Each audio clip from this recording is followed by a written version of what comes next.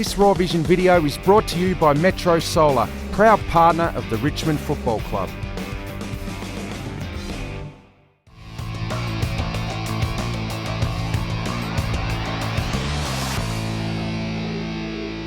G'day Tiger fans, welcome to Raw Vision and the spotlight on round 14 brought to you by Metro Solar. It's the Tigers and the Sydney Swans. It's Friday night footy, the MCG, and we're joined by Daly, as always, to have a look at the game. How you going, Danny? Yeah, not too bad, mate. How are you? Yeah, not too bad. Looking forward to Friday night footy back on the big stage. Yeah, it should be good. Good occasion, Friday night footy, as you know, and hopefully the boys are up for the challenge. It's a good chance to make a statement on Friday night. A lot of, the most viewers and the most people probably watching, so should be up for the challenge. Yeah, it's, as you said, another great challenge for the boys. Last week we played some pretty good footy at times, so it's really important that we keep taking steps forward to make sure that we can play some consistent football over 4 quarters and not 3 quarters, which we've been doing the last couple of weeks. So no bigger stage than Friday night. Would I be right in saying that if you had a look at most of the key measures last week, it was one of the first times of the year we had a bit of a dominance there for 4 quarters? Yeah, it was, and unfortunately, again, probably in the 3rd quarter, we let ourselves down a little bit with contested footy, but all over for 3 quarters, we probably won most of the major stats, which was a pretty good effort against Fremantle, who are obviously a good defensive side, but to get 105 plus uncontested possessions and plus 16 inside 50s, probably the area we let ourselves down was our goal kicking. Yeah. If Jack kicks 6-1 instead of 1-5 and 1 on the full, we probably almost win the game. So you just got to take your chances when it comes inside 50, and down the other end, Ballantyne kicked 6 goals. So unfortunately,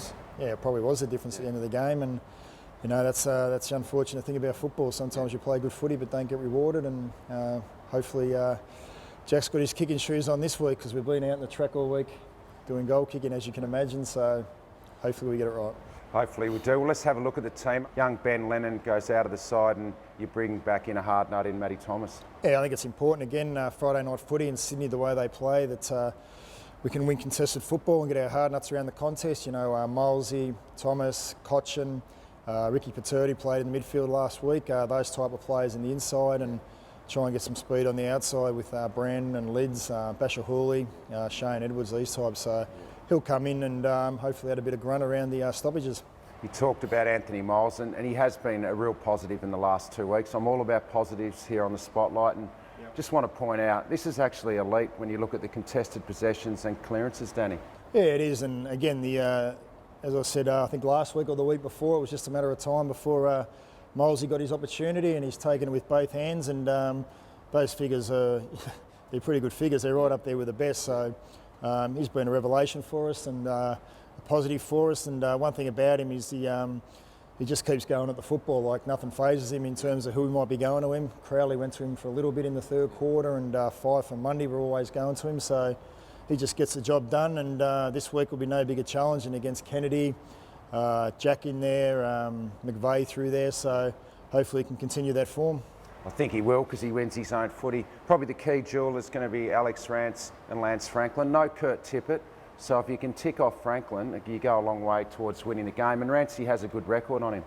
Yeah, he builds himself up for this challenge, Rance. I think the last 2 or 3 times he's got Buddy and been able to put him away, so it's a massive one for us. Buddy obviously last week in pretty good nick, kicked 5 goals in the second half. So, if Rancy can do the job there and at least nullify Franklin and his ability to get up the ground and come back and get support through Chaplin and Grimesy, it'll go a long way to us winning the game, obviously. I think what he did well on Franklin last year was he didn't get too worried about Buddy. He tried to win his own footy and play the ball on its merits. Yeah, I think that's what happens sometimes. Again, if you watch Port Adelaide last week against him, they were really worried about his space and where he was going to go and his back patterns, whereas Ramsey just worries about what he's got to do, knows where the pressure's coming from up the field, and he plays him in front, which is really important. And then we've obviously got some support over the back, so it's going to be a big challenge for Rancy.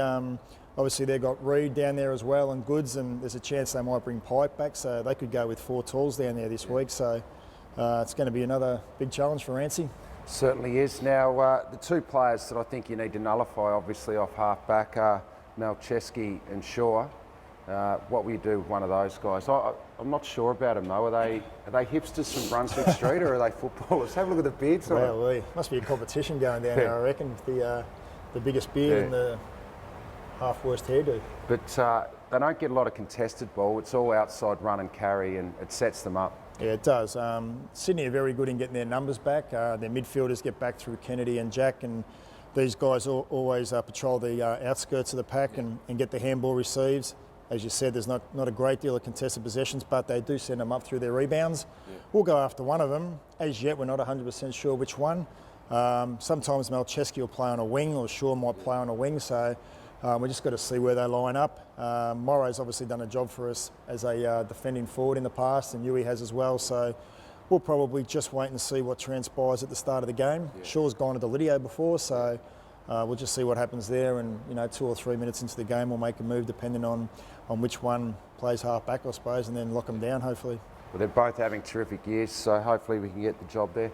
You look at Sydney, it's all about their inside grunt, but they're as good as anyone at hunting the footy on the outside now. You would have talked about that this week. Yeah, absolutely, and as I said earlier, they've got some elite inside players, but they're very good with their hands in congestion, and they work it out. They have a real good balance, what we call an inner ring and outer ring. So their inner ring is obviously their contested ball hunters, and their outer ring are the guys that you've just mentioned there.